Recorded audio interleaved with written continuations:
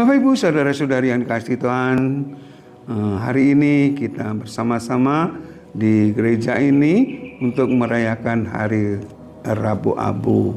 Apa kabar? Baik-baik, semua baik-baik. Syukur puji Tuhan. Kita berada di sini karena belas kasih Tuhan. Tuhan masih mencintai kita, mengasihi kita. Dan renungan kita hari ini akan diambil dari Injil hari ini, Matius 6 ayat 1 sampai 6 dan ayat 16 dan 18. Bapak Ibu dan saudara-saudari yang dikasihi Tuhan, hari ini hari Rabu Abu kita memulai masa Prapaskah kita, yaitu 40 hari masa Prapaskah, masa untuk merenungkan kehidupan kita, masa untuk retret agung, untuk bertobat kembali kepada Allah. Bapak Ibu dan saudara-saudari yang dikasihi Tuhan, dalam kitab Yunus dan kitab Nahum bercerita tentang kota Niniwe, kota di mana penduduknya semuanya berkelakuan jahat. Perbuatan-perbuatan mereka jahat. Bangsa Asyur, rajanya Nebukadnezar, dan ibu kotanya di Niniwe. Di dalam kehidupan berbangsa dan bernegara, mereka ini sangat jahat. Mereka merampas kekayaan bangsa-bangsa di sekitarnya. Mereka mencaplok bangsa-bangsa di sekitarnya dengan cara-cara yang kejam, menumpahkan darah, membunuh begitu banyak orang, merampas semua kekayaan dan uang mereka. Dan dengan uang mereka, mereka hidup berfoya-foya. Oleh karena perbuatan mereka yang jahat, Allah Yahweh mengancam mereka untuk dihancurkan. Bapak Ibu dan saudara-saudari yang dikasihi Tuhan, Allah berkehendak mereka untuk bertobat.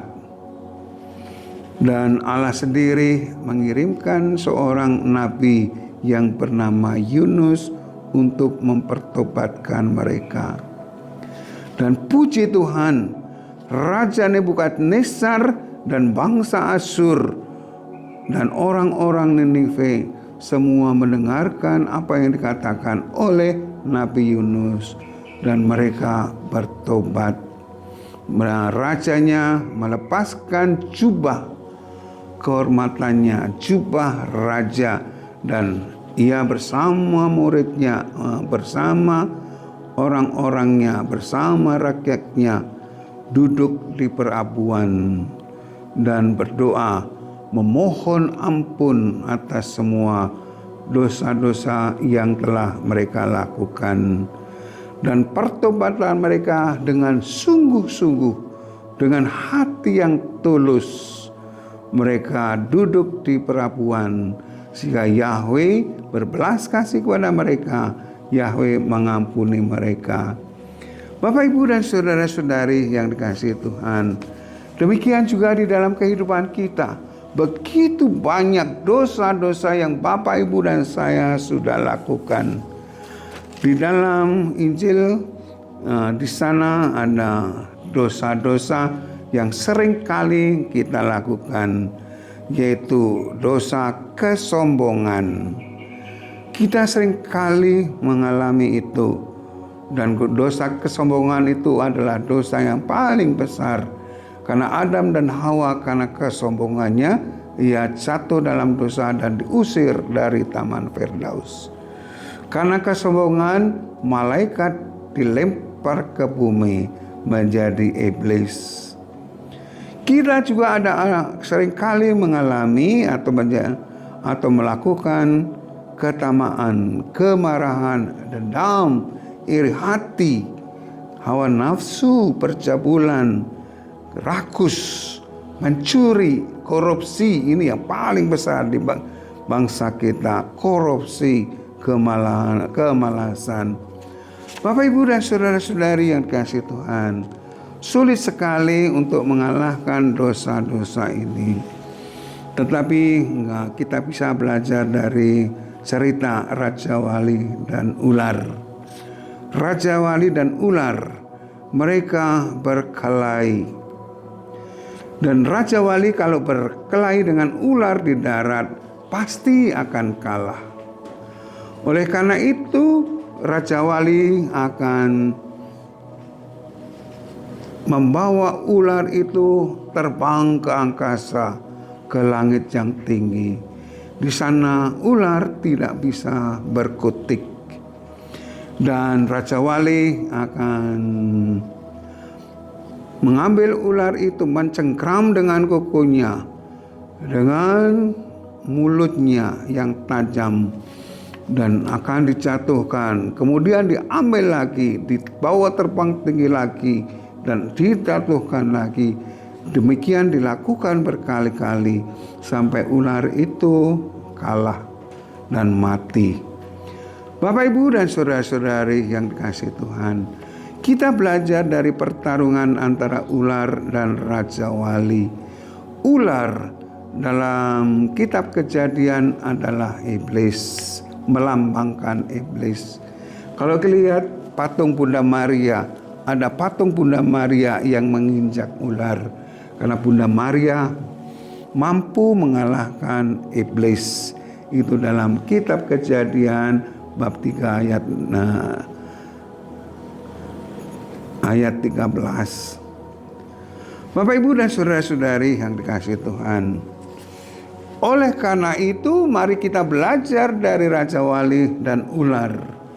Raja Wali akan membawa ular itu naik ke angkasa, dan dengan demikian Raja Wali akan menang. Dan bagi kita, Raja Wali adalah lambang juga bahwa kita naik ke angkasa, kita naik ke hadirat Allah yang Maha Kudus melalui doa dan melalui puasa dan pantang. Bapak, Ibu, dan saudara-saudari yang dikasihi Tuhan, hanya melalui doa, berpuasa, dan berpantang kita akan mengalahkan iblis. Kita akan mengalahkan dosa-dosa yang selama ini Bapak, Ibu, dan saya lakukan.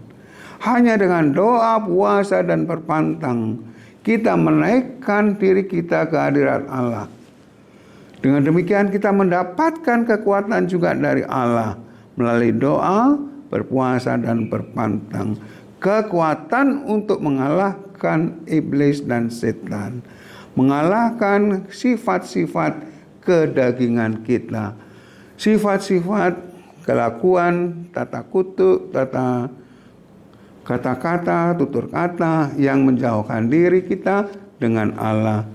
Bapak, Ibu, dan saudara-saudari yang dikasihi Tuhan, selama masa Prapaskah ini, selama retret agung ini, selama 40 hari, marilah kita menjadi Raja Wali. Kita naikkan diri kita ke hadirat Allah dengan doa, puasa, dan pantang. Dan marilah kita juga mengikuti apa yang diperintahkan oleh Yesus, menjadi orang yang berbelas kasih. Oleh karena itu, masa Prapaskah ini kita juga dianjurkan oleh gereja untuk taat kepada APP, aksi puasa pembangunan. Itu untuk mengungkapkan belas kasih kita kepada orang-orang di sekitar kita. Melalui APP, kita, gereja, akan memberikan bantuan-bantuan itu kepada orang-orang di sekitar kita yang membutuhkan uluran tangan. Bapak, Ibu, dan saudara-saudari yang dikasihi Tuhan, marilah kita dalam masa Prapaskah ini dengan tekun berdoa, berpuasa, dan berpantang, serta mengamalkan belas kasih Tuhan dalam kehidupan kita sehari-hari.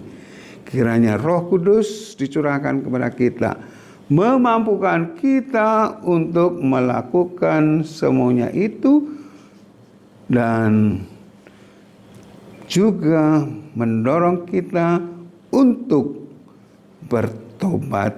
Bapak, Ibu, dan saudara-saudari yang dikasihi Tuhan, terimalah berkat Allah yang Maha Kuasa yang memampukan kita untuk melakukan pertobatan dalam nama Bapa, Putra, dan Roh Kudus. Amin.